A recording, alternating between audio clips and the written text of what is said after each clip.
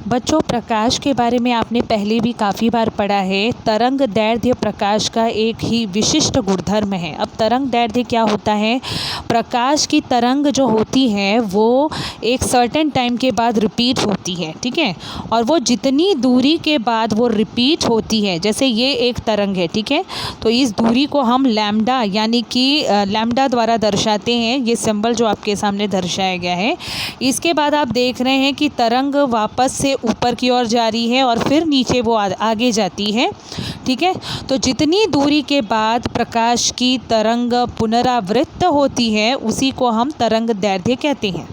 प्रकाश एक विद्युत चुंबकीय तरंग मानी जाती है और इसके कई सारे मतलब ये जो होता है नैनोमीटर, पिकोमीटर, इस तरह से अलग अलग यूनिट्स में मापा जाता है तरंग दैर्ध्य को।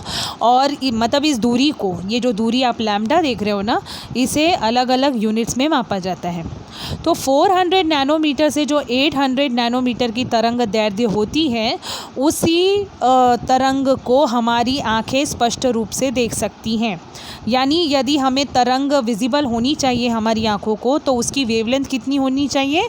400 नैनोमीटर से लेकर 800 नैनोमीटर तक होनी चाहिए, जिसे हम दृश्य प्रकाश तरंग भी कहते हैं। इसे हम क्या कहते हैं बच्चों? दृश्य प्रकाश तरंग। देखिए, जो नाम मैं अभी आपको पढ़ रही हूँ वो यहाँ लिखा है, दृश्य प्रकाश तरंग कहा जाता है जिन तरंगों की वेवलेंथ या तरंग दैर्ध्य जो है 400 नैनोमीटर से 800 नैनोमीटर है। ऐसे ही बहुत सारी तरंगें होती हैं। इन्हीं आधार पर, वेवलेंथ के आधार पर तरंगों का क्लासिफिकेशन या वर्गीकरण किया जाता है और उनके नाम भी इसी तरह से अलग अलग रखे जाते हैं, जो कि एक सारणी में दर्शाया गया है। आप देख रहे हैं कि अगर तरंग दैर्ध्य 20 सेंटीमीटर या उससे अधिक हो तो ऐसी तरंगों को हम रेडियो तरंगे कहते हैं।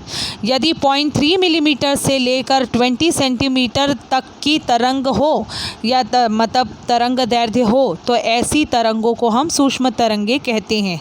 इसी तरह से आपको आगे के मेजरमेंट्स को भी लेना है। 800 नैनोमीटर से 0.3 मिलीमीटर तक की जो वेवलेंथ होती है उन तरंगों को अवरक्त तरंगे कहते हैं। इसके अलावा 400 टू 800 नैनोमीटर जो हैं, ये आपने अभी ऊपर भी ध्यान दिया था कि ऐसी तरंगों को हम दृश्य प्रकाश तरंगे या दृश्य प्रकाश किरणें कहते हैं।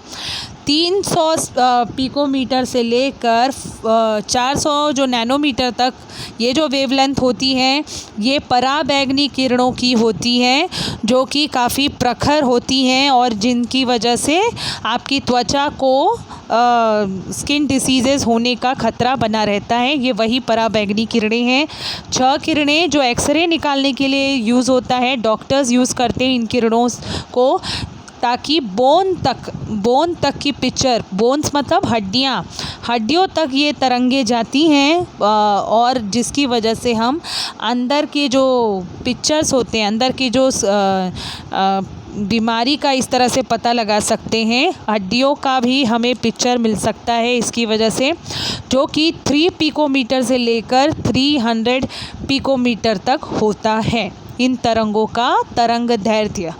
इसके लास्ट में है गामा किरणें, जिनका तरंग दैर्ध्य 3 पिकोमीटर से भी कम होता है। अब नैनोमीटर आप पूछेंगे क्या है और पिकोमीटर क्या है, तो 1 नैनोमीटर होता है 10⁻⁹ मीटर, यानी कि 10⁻⁹ मीटर मीन्स व्हाट? 1 मीटर बराबर आपको पता है ना 100 सेंटीमीटर होता है। और आप एक फ़ीता लेकर भी 1 मीटर माप सकते हैं। कभी आपने दर्जी को भी देखा होगा ना 1 मीटर का कपड़ा मापते हुए। तो 1 मीटर का समझ लीजिए। अब आपको जानना है कि नैनोमीटर कितना होता है। तो 10⁻⁹ मीटर का मतलब होता है 1 मीटर को आपको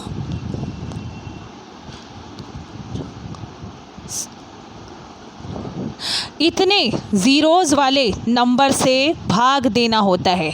1 मीटर का भाग हमें इस तरह से जब हम देंगे, जो कि आपके स्क्रीन पर दिख रहा है, तब जाके 10⁻⁹ मीटर मिलता है। यानी यहाँ पर 1 के आगे कितने ज़ीरोज़ लगे हैं बच्चों? 9 ज़ीरोज़ लगे हैं।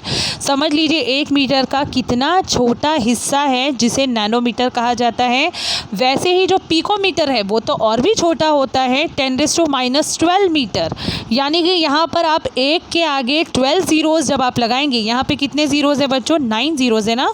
आप इसमें और 10, 11, 12 इस तरह से और ज़ीरोज़ बढ़ा दीजिए। ये नंबर 1 के आगे ही चला जा रहा है, ये ज़ीरोज़ सारे 1 के आगे लग रहे हैं।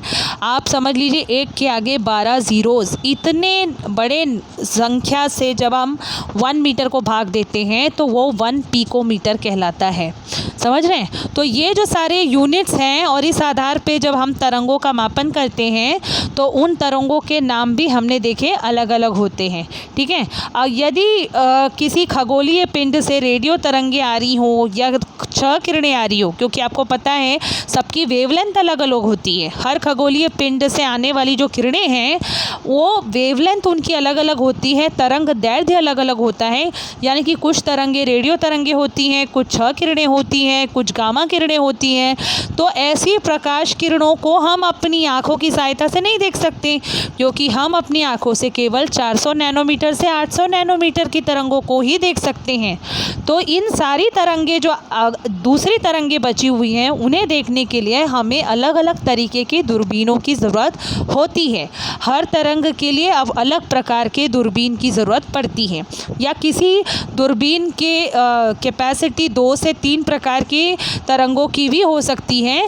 लेकिन कहने का मतलब है एक ही दूरबीन सारी तरंगों के निरीक्षण के लिए इस्तेमाल में नहीं लाई जा सकती।